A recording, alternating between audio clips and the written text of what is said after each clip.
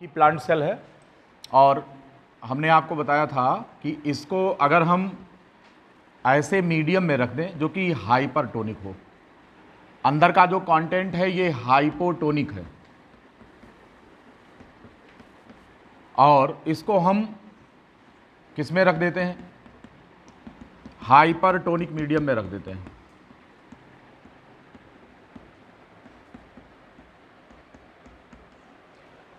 इस plant cell को कल इसी पर डिस्कशन हो रहा था और ये इसकी सेल मेम्ब्रेन है तो ये कैसी हो जाएगी, ये लूज हो जाएगी और इसका जो वाटर कंटेंट है निकल के बाहर चला आएगा और इस प्रोसेस को हमने क्या नाम दिया था,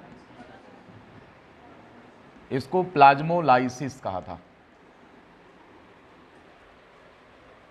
इसकी प्लाज्मोलाइसिस की दो स्टेज है।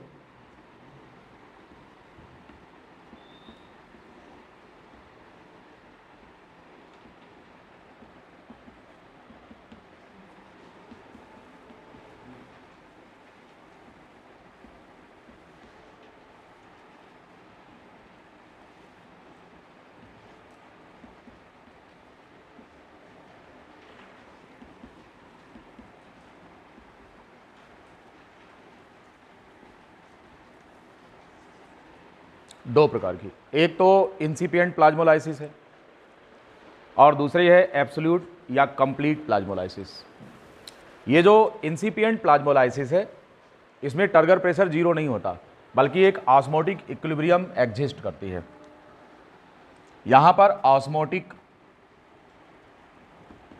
ऑस्मोटिक इक्विलिब्रियम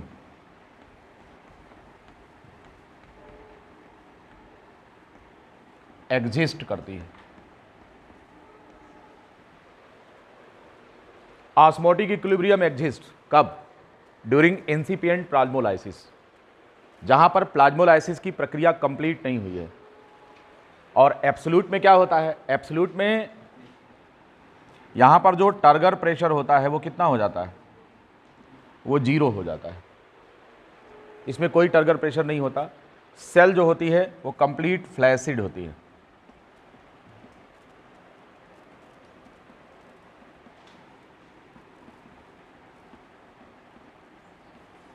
सेल में टर्जिडिटी बिल्कुल नहीं होती इसकी मेम्ब्रेन पर और ये कंप्लीटली फ्लैसिड होता है। ये कंडीशन है। अब इस पर एक बहुत इंपॉर्टेंट क्वेश्चन आपसे पूछा जाता है।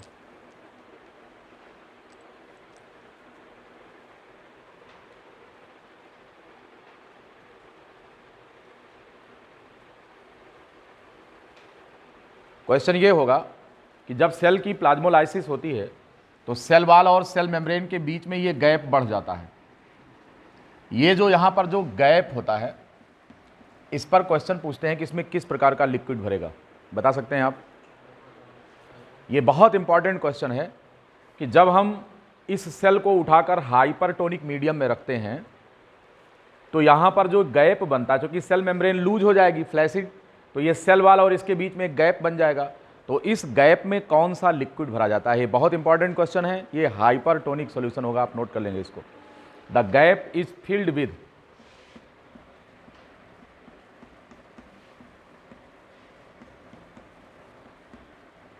The hypertonic solution.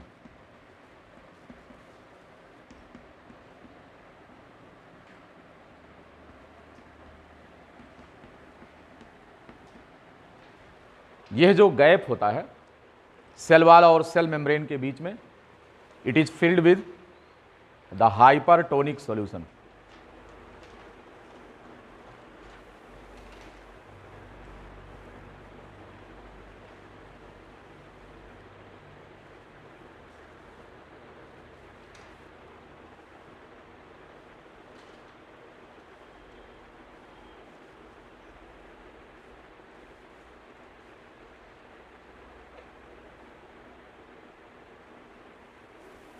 हो गया, लिख लिया।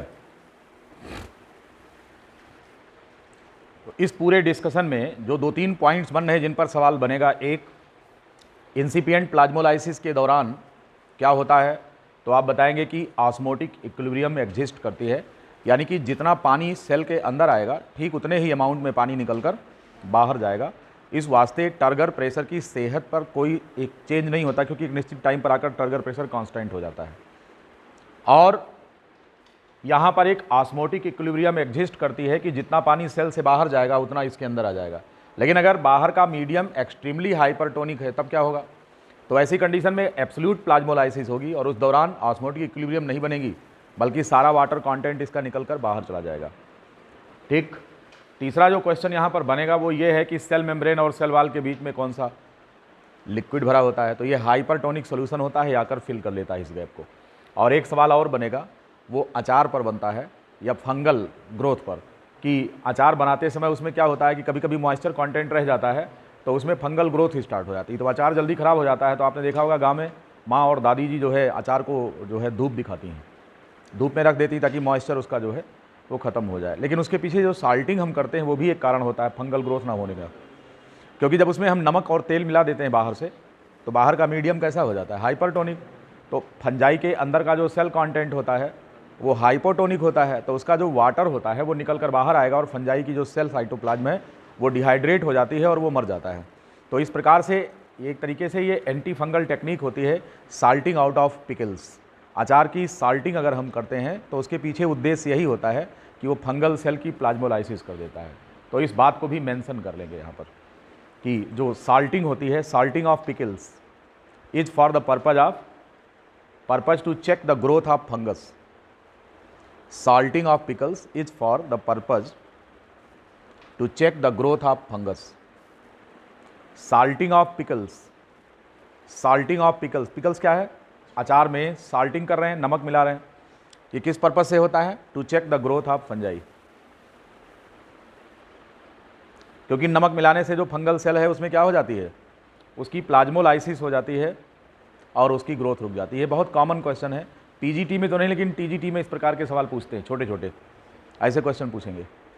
बात समझ में आ गई होगी। और इस डायग्राम को हटाएंगे अब यहाँ से हम, और अब हम आगे चलेंगे और अगला डिस्कशन आपको करने चल रहे हैं कि एक केस हिस्ट्री हम आपको यहाँ पर दिखा रहे हैं, उसके आधार पर पूछेंगे कि डायरेक्शन जो है मूवमेंट लिक्विड का किस तरह का होगा। आप एक केस हिस्ट्री यहाँ पर देखेंगे, इसको मिटा दें।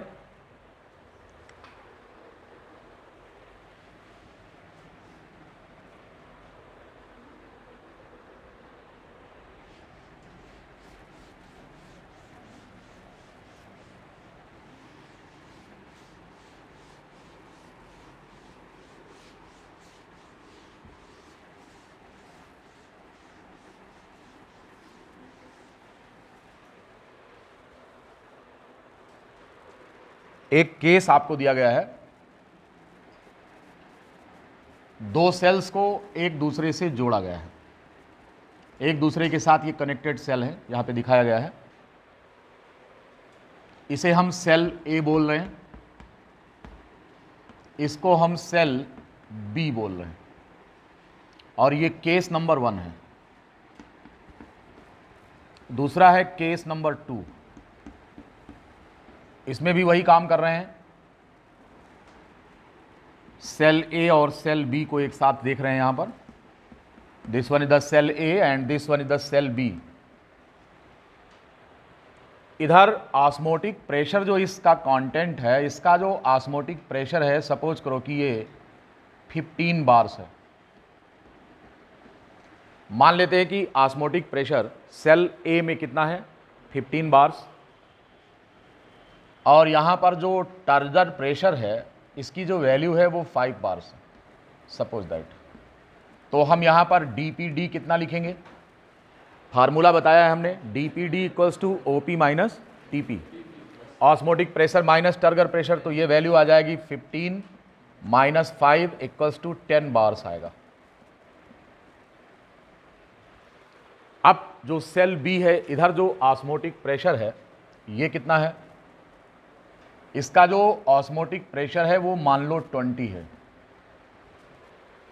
इसका जो टर्जर प्रेशर है उसे मान लो कि 10 है, 5 है। तो यहां पर जो dPd आएगा वो 15 बार्स आएगा।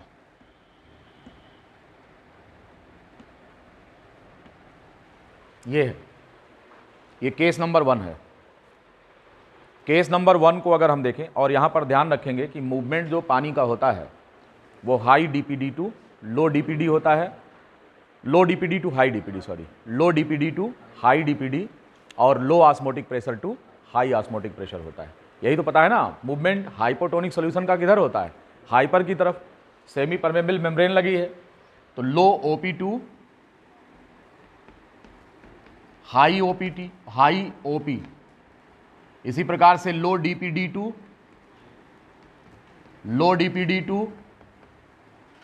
हाई डीपीडी, ये है।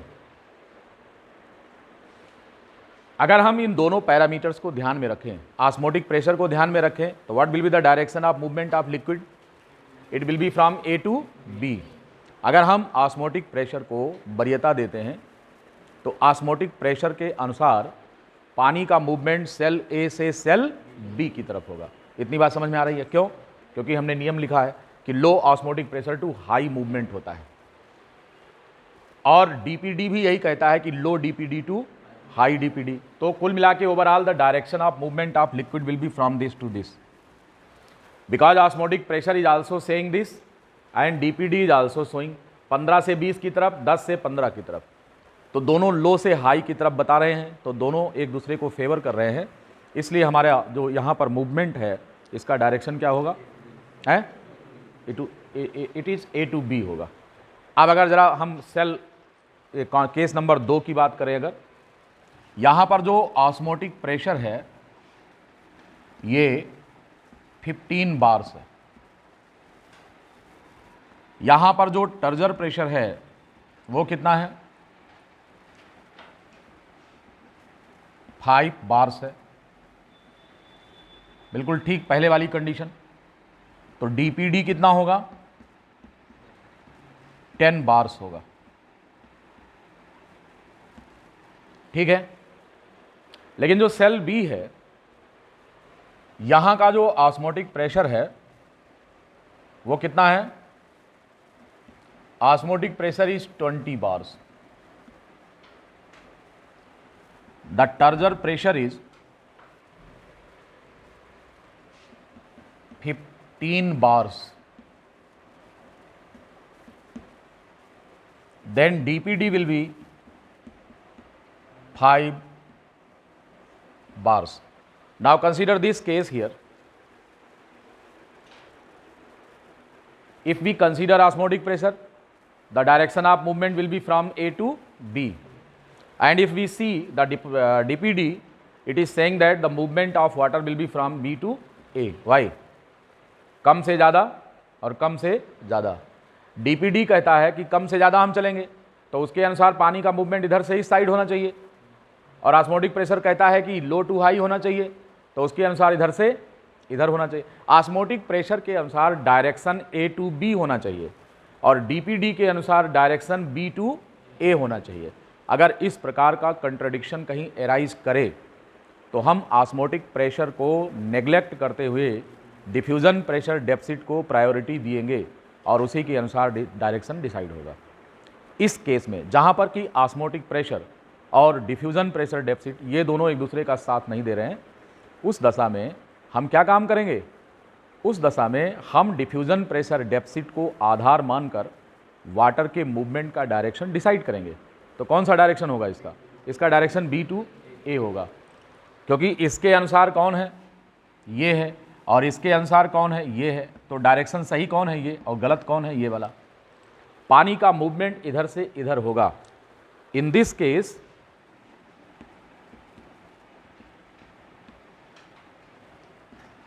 The direction will be decided, direction of movement of water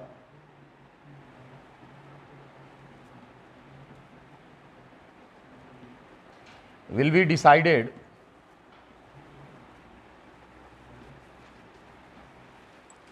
according to DPD.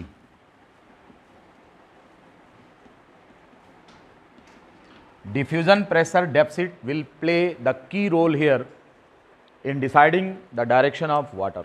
In which direction the water will move, it will be according to the diffusion pressure deficit.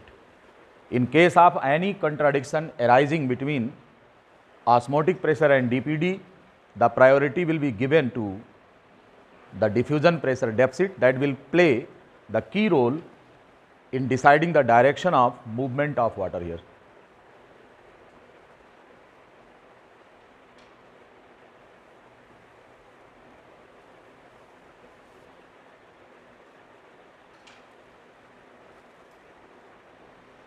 समझ गए ना? इस प्रकार के question आपसे पूछ सकते हैं। हमने आपको diffusion pressure deficit, osmosis, osmotic pressure क्या है और इनके आपस के रिलेशनशिप्स, सेल को ऑस्मोसिस के आधार पर अगर हाइपरटोनिक में रखें तो क्या होगा, हाइपो में रखें तो क्या होगा, प्लाज्मोलाइसिस क्या होता है, ये सारी चीज़ों का डिस्कशन हमने कर लिया है। अब इसमें एक और बाकी है अभी, दैट इज वाटर पोटेंशियल।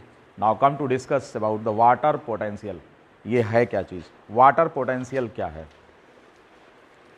ये अब मिटा देंगे, लिख लिया ना सब। तो वाटर पोटेंशियल पर अब चर्चा करने चल रहे हैं और ये बहुत इंपॉर्टेंट डिस्कशन है इस चैप्टर का। एक सवाल निश्चित रूप से वाटर पोटेंशियल पर रहेगा ही रहेगा। तो आप आइए और वाटर पोटेंशियल होता क्या है इस पर हम चर्चा करें। What is water potential?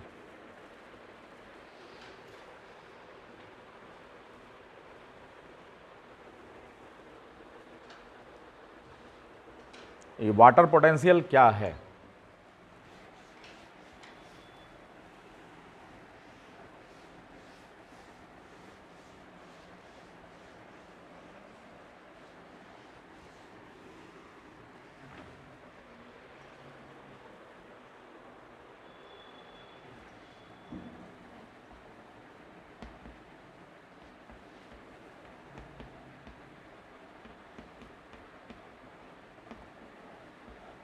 Water potential, it is expressed as psi w।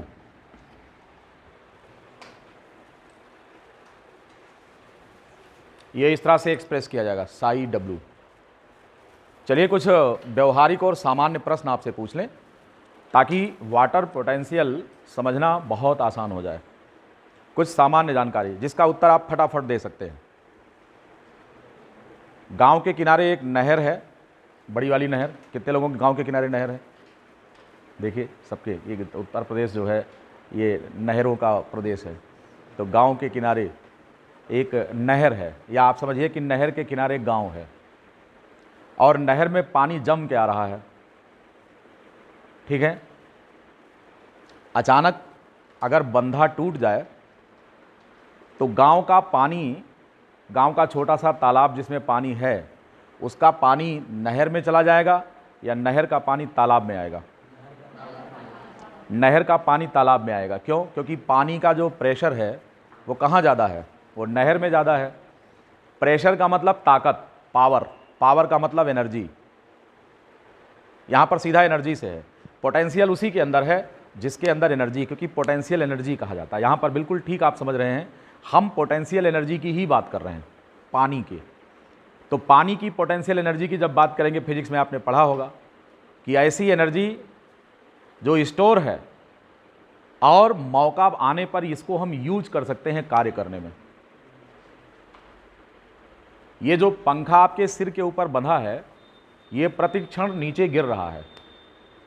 इसको रोका है अगर किसी ने तो नट बोल्ट ने रोका है, अदरवाइज पंखा आपके सिर पर गिरकर फोड़ सकता है आपको, क्योंकि पंखे में पोटेंशियल एनर्जी है।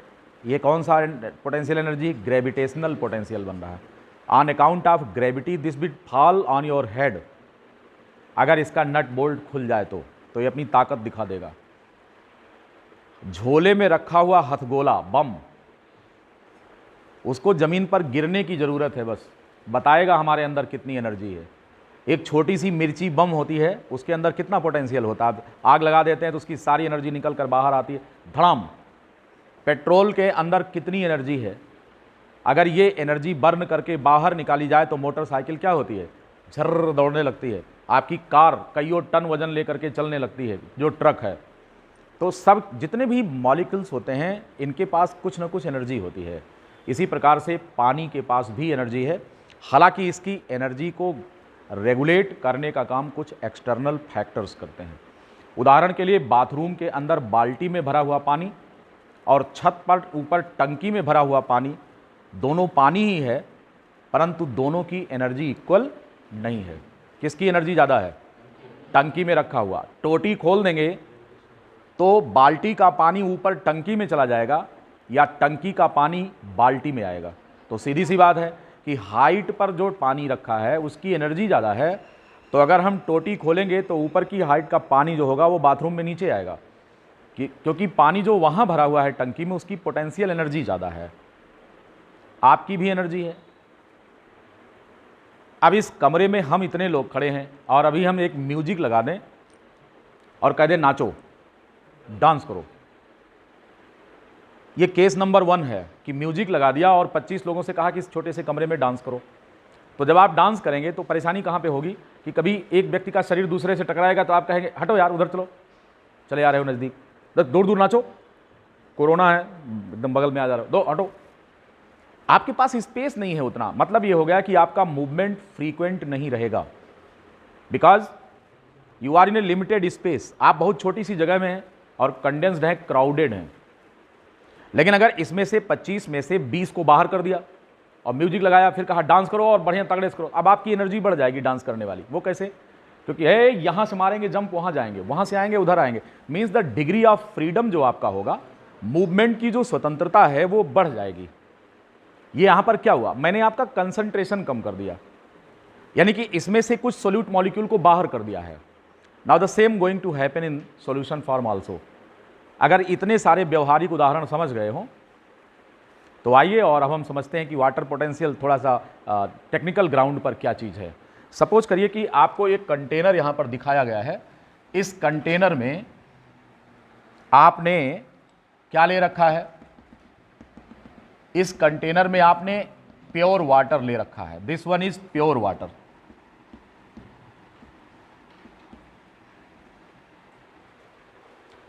इतने ही वॉल्यूम का यही सेम वॉल्यूम है, आपने दूसरा कंटेनर ले रखा है इतने ही वॉल्यूम का, परंतु यहां पर ये जो गोल गोल मॉलिक्यूल हम बना रहे हैं ये कौन है, और इनके बीच बीच में ये जो स्पेस है इसमें पानी है, मतलब कि पानी में आपने कुछ सोल्यूट मॉलिक्यूल्स मिला दिए हैं। ये कौन है, सोल्यूट मॉलिक्यूल्स। और यहां पर कौन है, प्योर वाटर है, नो सोल्यूट, इसमें कोई सोल्यूट नहीं है, तो सीधे इसको हम प्योर वाटर बोलेंगे, एब्सोल्यूट वाटर है ये। और इसमें आपने सोल्यूट मिला दिया तो ये सॉल्यूशन हो गया है। ये दो कंटेनर यहां पर इक्वल वॉल्यूम के हैं, एक में केवल पानी है, दूसरे में पानी में कुछ सोल्यूट मॉलिक्यूल्स मिलाए गए हैं। बात समझ में आ रही है?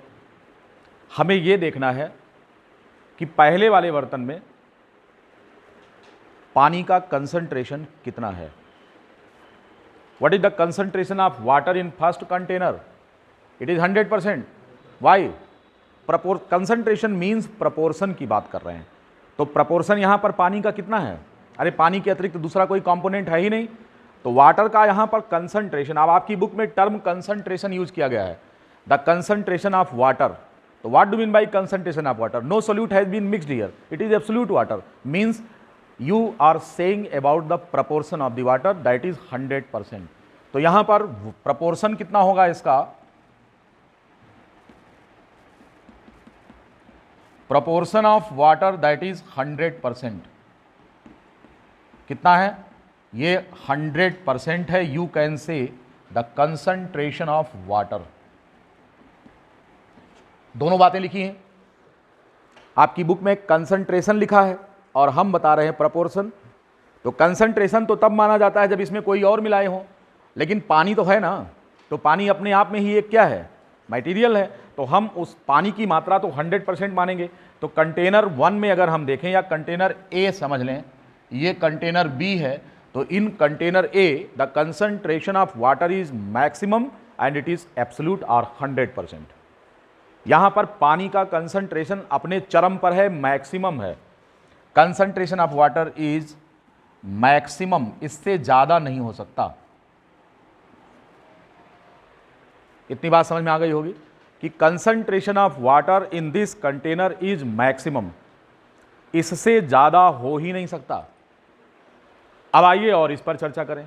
यहां पर क्या है, यहां पर due to mixing of solute due to the mixing of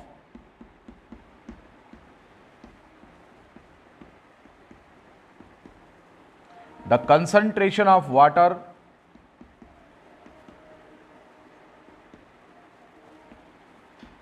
decreases, but the concentration of solution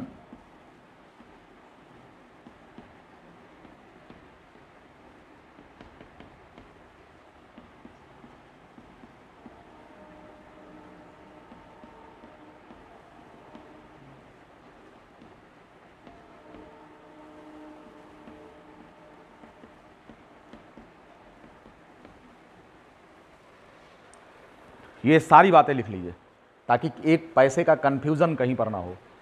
due to the mixing of solute the concentration of water decreases but the concentration of solution increases. देखिए concentration पानी का घट रहा है, यानी proportion पानी का घट रहा है, क्योंकि इसमें केवल पानी था, अब इसमें पानी के साथ सोल्यूट हो गया।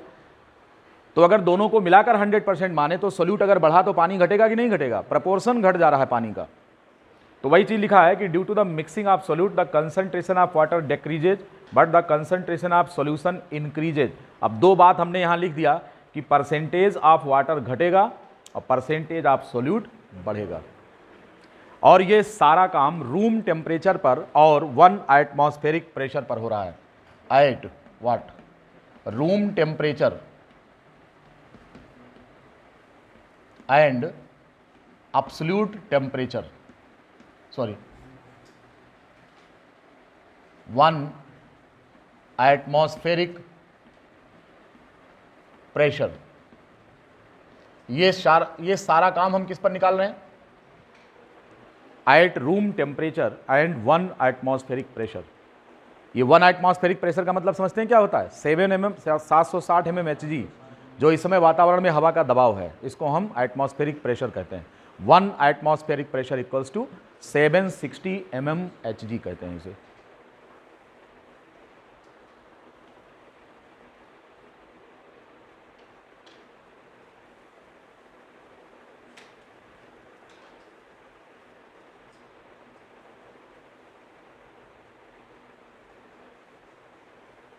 सभी ने लिख लिया होगा।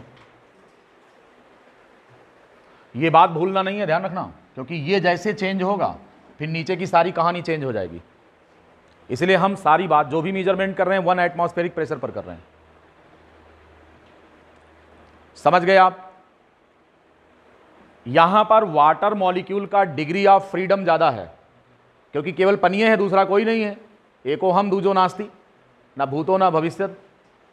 हमारे अंदर कोई सोल्यूट नहीं, हम तो प्योर पानी है, तो डांस करेंगे और क्या करेंगे, है कि नहीं? तो डिग्री ऑफ फ्रीडम क्या होगा यहां पर? मैक्सिमम होगा। The degree of freedom here for water molecule is maximum but the degree of freedom here decreases. आप थर्मोडायनेमिक्स में पढ़े होंगे मैक्सवेल्स रूल ऑफ वेलोसिटी, तो ये ज़्यादातर लोग सुने ही नहीं होंगे, क्योंकि वो केमिकल काइनेटिक्स में है, गैस काइनेटिक्स में है, ये है ना। चलिए अब यहां पर क्या है, क्योंकि पानी के मूवमेंट का जो उसके लिए जो लिबर्टी है वो कम हो गई है, फ्रीनेस कम हो गई है, तो degree of freedom water molecule का घटेगा। बात समझ में आ रही है? अगर पानी का प्रोपोर्शन बढ़ता तो डिग्री ऑफ फ्रीडम बढ़ जाता। चूंकि सोल्यूट बढ़ा रहे हैं तो जितना सोल्यूट का डिग्री ऑफ फ्रीडम बढ़ेगा उतना पानी का घटेगा। इतनी बात समझ गए? अब आइए और हम पोटेंशियल की बात करते हैं। पोटेंशियल एक क्या है? पोटेंशियल एनर्जी की बात कर रहे हैं हम।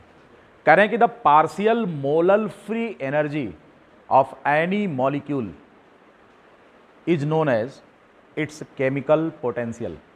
What do mean by free energy? हमने अभी आपसे बात किया कि ये एक बम है, इस बम के अंदर कौन सी एनर्जी है? इंटरनल एनर्जी है, जिसको ई से व्यक्त करते हैं। कौन सी एनर्जी है? इंटरनल एनर्जी को हम कैपिटल ई से व्यक्त करते हैं। मतलब यह है कि अगर इस बम में आग लगा दिया जाए तो छत तोड़ के निकल जाएगा ऊपर, इतनी पावर है इसकी। लेकिन शांति से बैठा हुआ है, इसके पास क्या है? इंटरनल एनर्जी है, लेकिन कर कुछ नहीं रहा है। लेकिन अगर इसको आग लगा दिया जाए तो इसकी एनर्जी निकल कर बाहर आएगी और ये काम कर देगा। एनर्जी का वो हिस्सा जो तुरंत फ्री हो जाता है काम करने के लिए, हम उसे फ्री एनर्जी कहते हैं। एनर्जी वो जो स्टोर्ड है परंतु काम नहीं कर रही है, उसे इंटरनल एनर्जी कहा जाता है। नहीं समझ पाए आप सभी लोग? भैया पटाखा है ना, जल रहा है क्या? नहीं, तो रखा है, उसके पास जो एनर्जी इस समय है वो उसकी आंतरिक ऊर्जा है, इंटरनल एनर्जी है। लेकिन उसके पलीते में आग लगाएंगे तो धड़ाम से दगेगा, तो सारी एनर्जी निकल कर बाहर आएगी, इन्वायरमेंट में हीटिंग इफेक्ट हो जाएगा, वातावरण गर्म हो जाएगा, आप सामने अगर हैं तो मुंह टूट जाएगा, ये सारा काम कर देगा। वो किसकी वजह से हुआ? जो एनर्जी उसके अंदर स्टोर थी वो बाहर निकल के आ गई। तो that small proportion of internal energy which get free to do work is known as free energy. ये बात समझ में आ गई? अब क्या हो रहा है, यहां पर हम डिफाइन क्या कर रहे हैं? The partial. हम ये टर्म पार्शियल क्यों यूज कर रहे हैं? पार्शियल मोलल, एक मोल मॉलिक्यूल के पास जितनी एनर्जी है, the partial molal free energy of any molecule is known as free, ये क्या कहेंगे इसको, केमिकल पोटेंशियल कहते हैं इसी को, is known as the chemical potential. इसे ध्यान से सुनिए, ये डेफिनेशन है, the partial molal free energy of any molecule is known as chemical potential. अब इस डेफिनेशन का पोस्टमार्टम करेंगे, विच्छेदन करेंगे इसका, इसको खोल कर देखेंगे कि यह कहता क्या है, इसके अंदर क्या फैक्ट है, क्या जानकारी छिपी है। तो ध्यान से सुनिए, कह रहे हैं द पार्शियल, पहला टर्म हमने पार्शियल यूज किया है। What do mean by partial?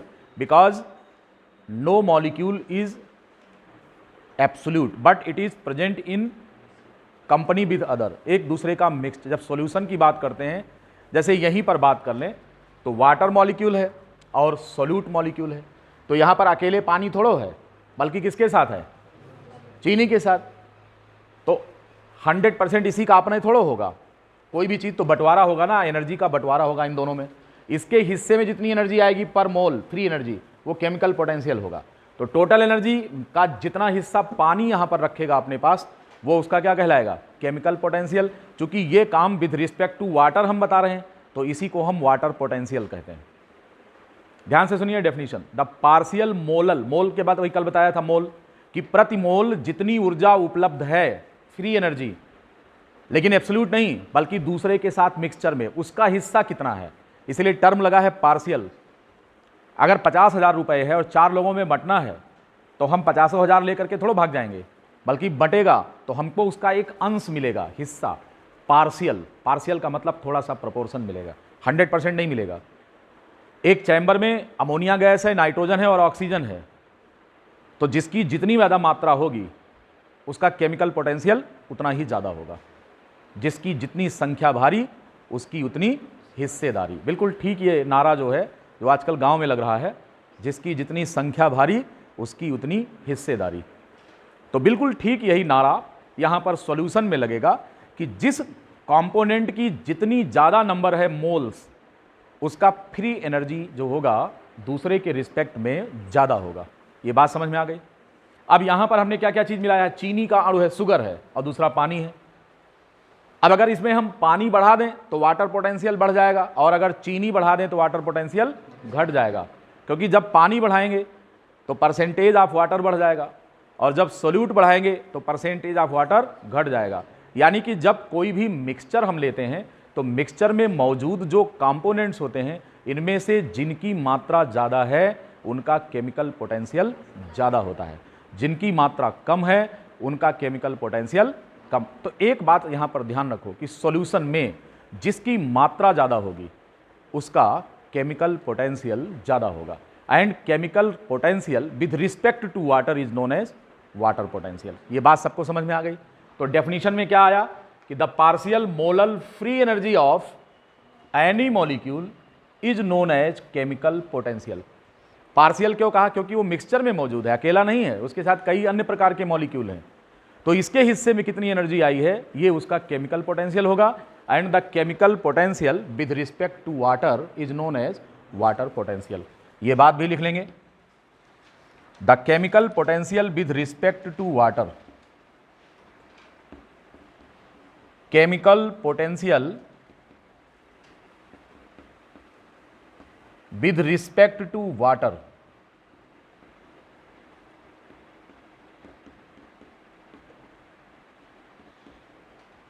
Is known as, हम इसे क्या नाम देते हैं? It is known as the water potential.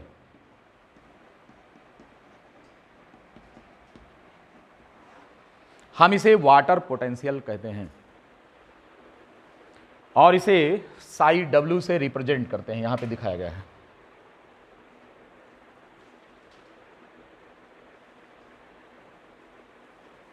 अब कहा गया है कि अगर ये कंडीशन प्रिवेल करे, कौन सा? रूम टेम्परेचर हो और एटमॉस्फेरिक प्रेशर 1 एटमॉस्फेयर हो, तो जो प्योर वाटर है उसका पोटेंशियल मैक्सिमम होता है और वो 0 होता है। बात को समझिए। At 1 atmospheric pressure and room temperature the water potential of pure water is maximum and it is 0। लिखो इसे।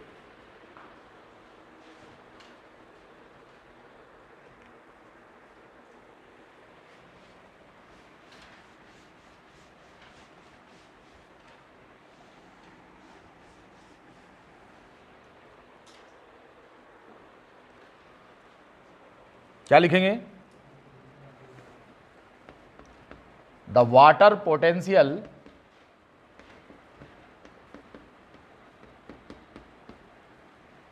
Of pure water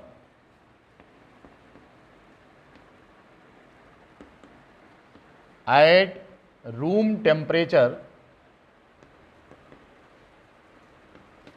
and 1 atmospheric pressure. 1 atmospheric pressure कितने के बराबर होगा? 760 mmHg। इतने पर इज मैक्सिमम, इसकी जो वैल्यू है ये मैक्सिमम होगी एंड इज 0।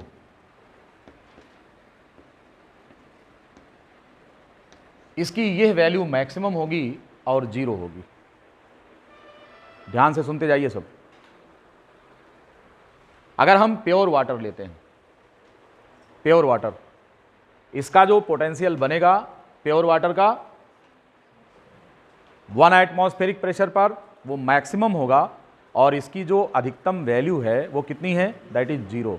यानी कि वाटर पोटेंशियल कभी भी पॉजिटिव नहीं हो सकता। कब? Provided that at 1 atmospheric pressure.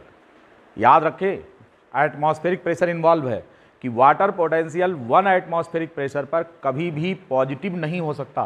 वो या तो 0 होगा या इससे कम होगा, अर्थात निगेटिव होगा, कभी भी पॉजिटिव नहीं हो सकता। इतनी बात समझ गए? कब? कभी भी पॉजिटिव नहीं हो सकता। कब? Eight 1 atmospheric pressure. पॉजिटिव हो जाएगा अगर आप एटमॉस्फेरिक प्रेशर को चेंज कर देंगे। तो एटमॉस्फेरिक प्रेशर घटाओगे तो घटेगा, बढ़ाओगे तो वाटर पोटेंशियल बढ़ जाएगा। ये बात समझ गए ना? इसीलिए हमने 1 एटमॉस्फेरिक प्रेशर की बात किया है यहां पर। Condition is provided here. इतनी बात समझ गए सभी लोग? अब वाटर पोटेंशियल को प्रभावित करने वाले कुछ फैक्टर्स होते हैं। उनमें सबसे बड़ा फैक्टर होता है कि अगर आप सोल्यूट मिला रहे हैं पानी में तो वाटर पोटेंशियल में लोअरिंग होती है, कमी आ जाती है। मैक्सिमम वैल्यू कितनी है? 0 है।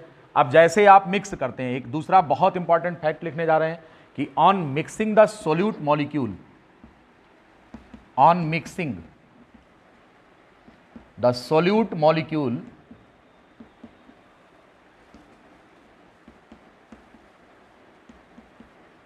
to the pure water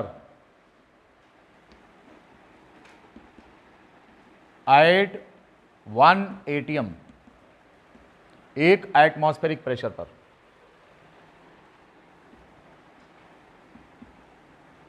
the value of water potential decreases. This lowering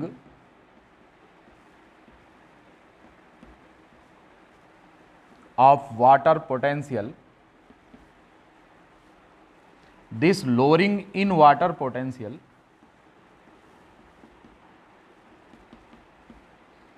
is known as solute potential। इसी को हम सोल्यूट पोटेंशियल बोलते हैं। बहुत इंपॉर्टेंट टर्म है, इसको हम साई एस से रिप्रेजेंट करते हैं। इसका रिप्रेजेंटेशन कैसे होता है? साई एस। इसे सोल्यूट पोटेंशियल कहा जाता है।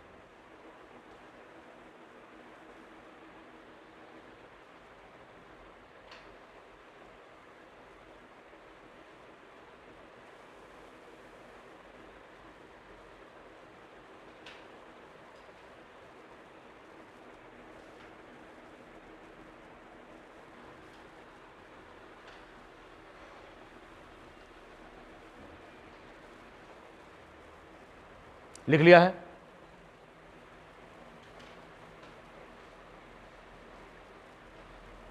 अर्थात प्योर वाटर में जब आप सोल्यूट डालते हैं तो इसका वाटर पोटेंशियल घटता है और उसमें जितनी कमी आएगी उस कमी को हम क्या नाम देते हैं? उसको सोल्यूट पोटेंशियल कहते हैं। इतनी बात समझ गए? अब अगर हम वाटर पोटेंशियल को प्लांट सेल पर अप्लाई करें, किस पर? वाटर पोटेंशियल को प्लांट सेल पर अप्लाई करें। ऐसी सेल जो टर्गर है, टर्गर सेल, टर्जिड सेल, जिसमें पानी भरा हुआ है अंदर, तो वहां पर एक प्रेशर अप्लाई हो रहा है, टर्गर प्रेशर। जो टर्गर प्रेशर है ये अतिरिक्त है 1 एटमॉस्फेयर के, तो ये वाटर पोटेंशियल को बढ़ा देता है। नहीं समझे आप? टर्गर प्रेशर क्या करेगा? वाटर पोटेंशियल को बढ़ा देता है। टारगर प्रेशर कम हुआ तो वाटर पोटेंशियल घटेगा, टारगर प्रेशर बढ़ेगा तो वाटर पोटेंशियल बढ़ जाएगा।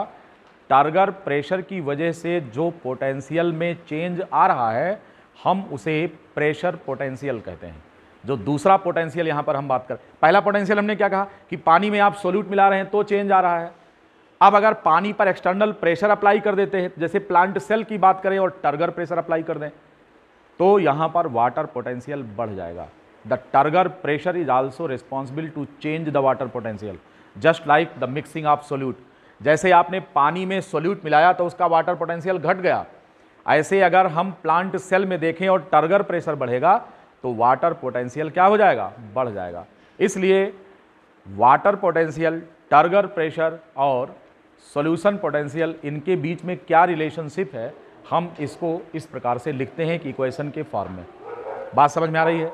कैसे लिखेंगे जरा ये देखेंगे। तो पहले आप लिख लेंगे, लिखो the potential change due to turgor pressure, the potential change due to the turgor pressure, the potential change due to the turgor pressure क्या कहलाएगा? Known as pressure potential, known as pressure potential।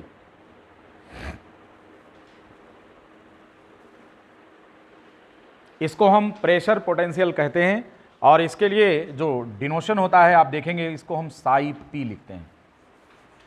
ऐसे pressure potential written है Sai P. ये त्रिशूल जैसा structure जो है पढ़ा होगा ना, इसको साई कहते हैं। फाई, साई, थीटा ये सब पढ़े होंगे। तो साई जो है, साई पी, यहाँ पर ये प्रेशर पोटेंशियल को रिप्रेजेंट कर रहा है। इतनी बात समझ में आई?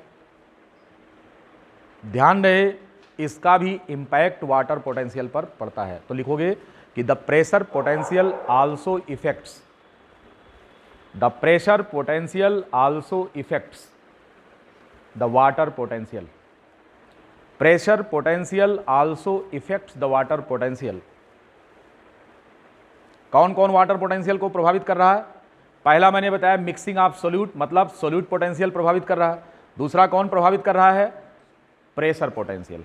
बात समझ में आई? देखो अब ये दो बात और लिखनी है यहां पर कि जो सोल्यूट पोटेंशियल होता है इसकी जो वैल्यू है वो कैसी होती है? ये पॉजिटिव निगेटिव होती है सोल्यूट पोटेंशियल की। The value of solute potential is negative.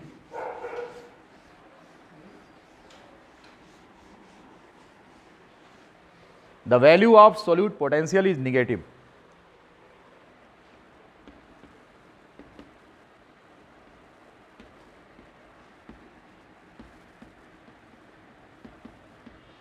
Value of solute potential is negative, ये हमेशा निगेटिव होता है। And the value of pressure potential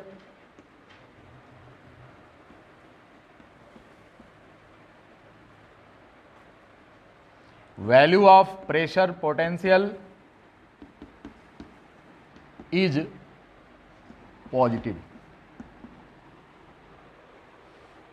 representation psi W equals to psi S plus psi P plus psi M plus dot dot, और भी तमाम factors यहाँ पर हो सकते हैं। फिलहाल 3 फैक्टर हम आपको दिखा रहे हैं कि जो वाटर पोटेंशियल है ये इन सभी का सम है, योग है, टोटल है। जहां पर साई S पता है सोल्यूट पोटेंशियल है ये, this one is pressure potential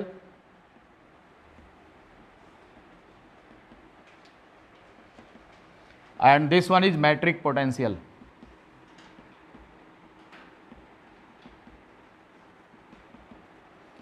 psi m stands for metric potential, लेकिन psi m आपको NCERT में दिखाया नहीं गया है। क्यों नहीं दिखाया, हम कारण बताते हैं। psi m जो होता है it is because of imbibition pressure, और आपको मालूम है कि इम्बिबिशन की जो प्रक्रिया होती है, इम्बिबिशन का मतलब कोई भी सॉलिड ऑब्जेक्ट जब पानी की पहली ड्रॉप एब्जॉर्ब करता है तो इसकी इस एब्जॉर्प्शन की प्रक्रिया को इम्बिबिशन कहा जाता है। जैसे दरवाज़ा एकदम सूखा है और एक ड्रॉप पानी से मारिए सन्न से सोख लेगा, तो ये इसकी जो पहली प्रक्रिया है, first drop that is absorbed by the solid object is due to imbibition and the pressure is known as imbibition pressure. चूंकि आपको मालूम होना चाहिए कि पानी के एब्जॉर्प्शन में इम्बिबिशन की प्रक्रिया केवल एक बार होती है। हम बार बार कह रहे हैं कि first drop absorbs, it is known as imbibition, not for second drop, not for third drop, it is for first drop. तो फर्स्ट एंड लास्ट हो जाता है ना। तो इम्बिबिशन किसी भी ऑब्जेक्ट में हमेशा नहीं होता, इनिशियल स्टेज में होता है, केवल एक बार होता है, उसके बाद नहीं होता। इसलिए इस फैक्टर को हम नेग्लिजिबल मानते हैं और एनसीईआरटी ने साई एम को रिमूव कर दिया है और psi W equals to psi S plus psi P से फार्मूला इस्टेब्लिश किया है। ये बात समझ में आ गई। अब अगर हम इसमें ये देखें तो इसकी वैल्यू निगेटिव होती है, किसकी, साई एस निगेटिव होता है या फिर जीरो होगा, और जीरो होने का मतलब कि सोल्यूट मिला ही नहीं। अगर आपसे क्वेश्चन पूछा जाए कि the solute potential of A solution is zero, what does it mean? It means that the concentration of solution is zero, means the sugar is not mixed in pure water. नहीं समझे आप? अगर कहें कि एक बर्तन में पानी भरा है, इसका सोल्यूट पोटेंशियल शून्य है, तो जो सोल्यूट पोटेंशियल शून्य है वही वाटर पोटेंशियल है। क्यों? क्योंकि इसमें तो सोल्यूट है ही नहीं ना। रमेश के पास 5 रुपया, राकेश के पास 0 रुपया, तो राजा के पास राकेश और रमेश का रुपया जोड़कर है, तो राजा का रुपया किसके बराबर हो जाएगा? सीधी सी बात है, जब दूसरा 0 है। हम ये कह रहे हैं कि साई डब्ल्यू इक्वल्स टू 0, इसका मतलब कि ये फैक्टर भी खत्म और ये फैक्टर भी खत्म, कुछ भी नहीं है, वो एब्सोल्यूट वाटर है। या फिर अगर वो प्लांट सेल में है, भाई पानी 2 जगह है, एक तो गिलास में है और दूसरा पानी लिविंग सेल के अंदर है, प्लांट में। टारगर प्रेशर तो हम तभी लिखेंगे जब पानी कहाँ मौजूद है, प्लांट सेल में। लेकिन अगर हम बात करें कि एक गिलास पानी है, तो पानी गिलास में है, तो इसका वाटर पोटेंशियल क्या कंसीडर करेंगे? एब्सोल्यूट। तो यहाँ पर सोल्यूट पोटेंशियल कहाँ, उसमें तो हमने चीनी मिलाया ही नहीं। तो वही चीज़ हम आपसे कह रहे हैं कि इस पूरा जो गिलास के अंदर जो लिक्विड है उसका पोटेंशियल, तो गिलास के अंदर लिक्विड कौन है? वाटर। इसमें तो चीनी है ही नहीं, तो सोल्यूट पोटेंशियल 0 हुआ कि नहीं हुआ? तो सोल्यूट पोटेंशियल ही तो वाटर पोटेंशियल हो गया, क्योंकि 1 एटमॉस्फेयर पर वाटर पोटेंशियल की वैल्यू 0 से ज़्यादा होती ही नहीं है, क्योंकि इसमें हमने चीनी मिलाया ही नहीं है।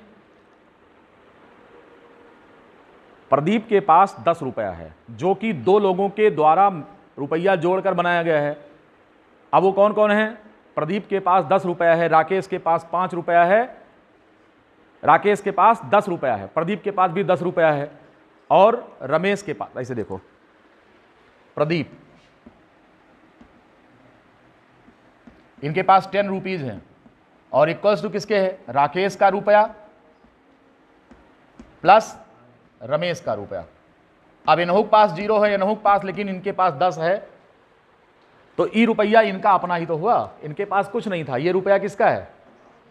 ये दोनों भिखारी, इनके पास कुछ नहीं था। वही चीज हम यहां पर कह रहे हैं कि अगर हमने इसको 0 कर दिया और वाटर पोटेंशियल की वैल्यू भी 0 है, तो ये वाला 0 किसके कारण? इसी कारण तो है।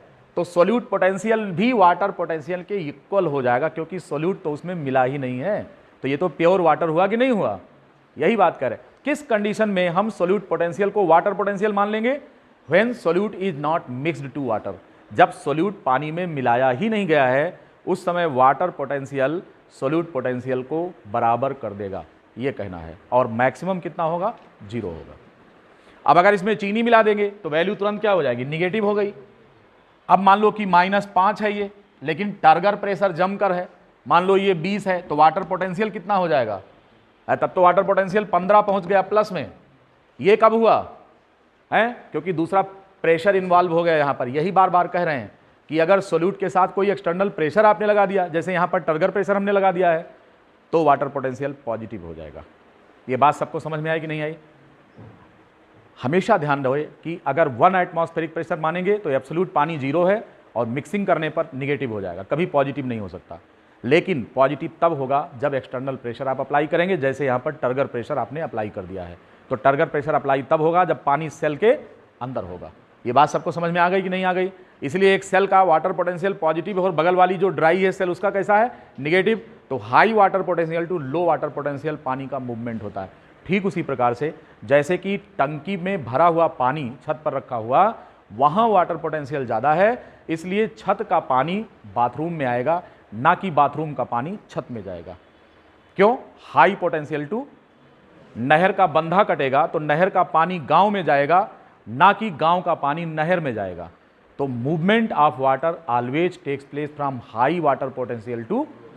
आज का ज्ञान यही है। तो इसमें आप एक लाइन और जोड़ देंगे कि movement of water takes place from high water potential to low water potential. The movement of water takes place from high water potential to low water potential.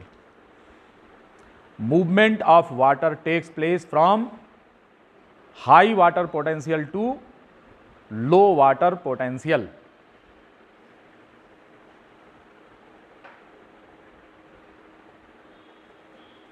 ठीक है, कर लिया? ये है कहानी वाटर पोटेंशियल की। और अब इस वाटर पोटेंशियल को हम अप्लाई करेंगे किस पर? प्लांट सेल पर, और देखेंगे कि वाटर एब्जॉर्प्शन प्लांट्स में कैसे होता है, इसकी चर्चा करेंगे। लेकिन वाटर पोटेंशियल प्लांट्स में होता कैसे है, इस पर करने के पहले टाइप ऑफ हम ट्रांसपोर्ट पर बात करेंगे।